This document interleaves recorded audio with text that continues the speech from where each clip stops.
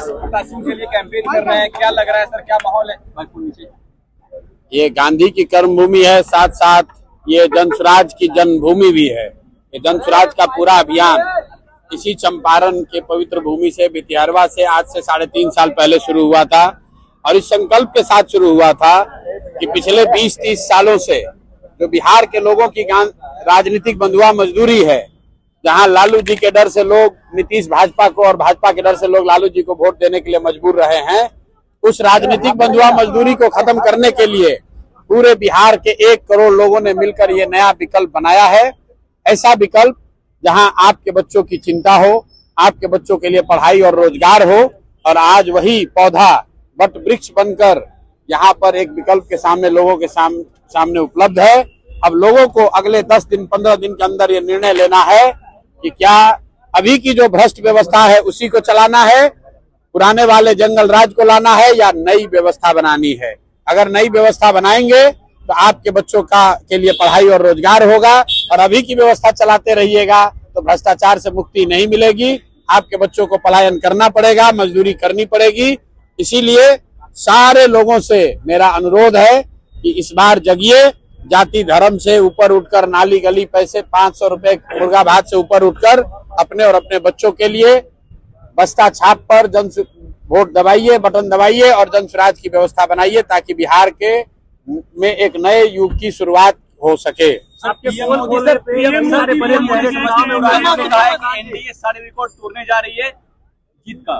बिल्कुल, पीएम मोदी आए हैं, उनको रिकॉर्ड तोड़ने के लिए कहना चाहिए कि इस बार रिकॉर्ड ऐसा टूट गया कि छठ में लाखों बच्चे बिहार के वापस घर नहीं आ रहे हैं। ये रिकॉर्ड बनाया जा रहा है। 12,000 ट्रेन का वादा किया था मोदी जी ने और इनकी सरकार ने, और आप देखिए पूरे देश में हर रेलवे स्टेशन पर, हर बस स्टैंड पर बिहार के बच्चे धक्का खा रहे हैं, लाठी डंडा पड़ रहा है उनको, ट्रेन में सीढ़ी पर बैठकर, लैट्रिन में बैठकर बच्चों को आना पड़ रहा है। ये मोदी जी की सरकार है और ये लोग इतना डरे हुए हैं कि बिहार के लोगों को आने नहीं दे रहे, क्योंकि जान रहे हैं कि वो लड़के जब आएंगे बिहार में तो इस बार इनका नींव हिलने वाला है। लेकिन बिहार के लोगों को ये सीखने समझने की जरूरत है कि गुजरात के लोगों के लिए 1 लाख करोड़ का बुलेट ट्रेन चल रहा है और बिहार के बच्चों को छठ में घर आने के लिए पैसेंजर ट्रेन भी नसीब नहीं है। तो मेरे भाई, एक बार संकल्प लो और जिन लोगों ने आपके बच्चों का ये दुर्दशा किया है उसको पूरा सबक सिखाइए। इस चुनाव में इनको झाड़ू से मारकर बाहर भगाइए, नहीं तो आपके बच्चों को ऐसे ही गुजरात में जाकर मजदूरी करनी पड़ेगी।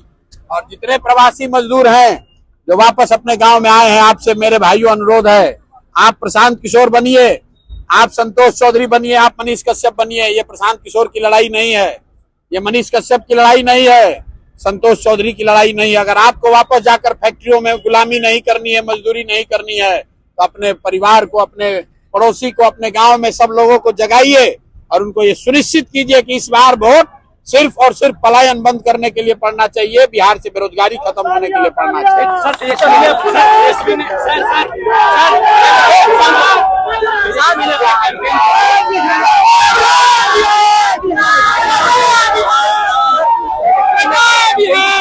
कहा कि मुख्यमंत्री मैं बनूंगा तो पूरे बिहार की जनता मुख्यमंत्री बनेगी, और साथ में कहा जो सरकार 20 साल में नहीं कर पाई हम 20 महीने में करके दिखाएंगे। अब थोड़े दिन में तेजस्वी यादव कहेंगे कि हमको मुख्यमंत्री बनाइएगा तो बिहार को सोने का लंका बना देंगे।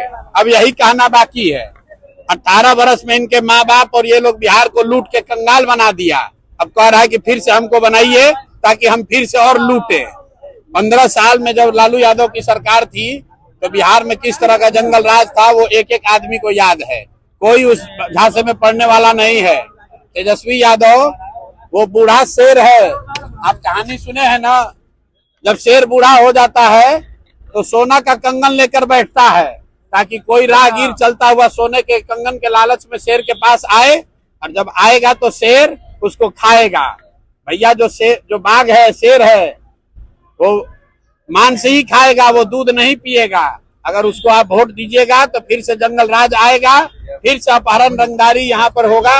अगर उससे बचना चाहते हैं तो जनसुराज का बस्ता दबाइए अपने बच्चों के पीठ से।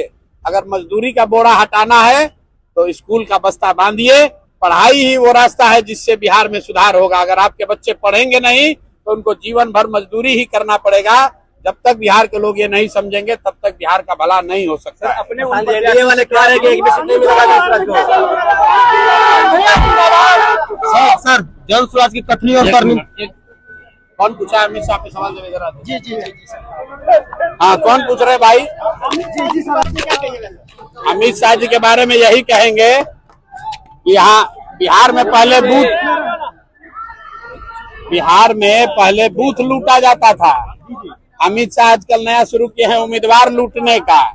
तो पहले कुछ बूथ लूटा जाता था तो दूसरे गांव में लोग दबा के उसके खिलाफ वोट देते थे, उनको हराते थे। तो इस बार जो तीन गो 4 गो उम्मीदवार लूटे हैं अमित शाह, तो आज एक सूद समेत उनको वापस कर दिए गोपालगंज में, और बाकी का हिसाब बिहार की जनता करेगी। बिहार की जनता देख रही है कि गुजरात के लोग चाहते हैं कि दिल्ली में बैठ के बिहार के लोगों का भविष्य तय करें, ताकि बिहार मजदूरों का फैक्ट्री बना रहे और बिहार के बच्चे जाएं गुजरात में मजदूरी करने, और गुजरात का आदमी फैक्ट्री का मालिक बनकर हम लोग प्रशासन करे। इसलिए एक भी आदमी जो भाजपा को वोट देगा वो अपने बच्चों को मजदूर बनाने के लिए वही जिम्मेवार होगा। एक एक आदमी को संकल्प लेना है भाजपा को, एनडीए को किसी हालत में वोट नहीं देना।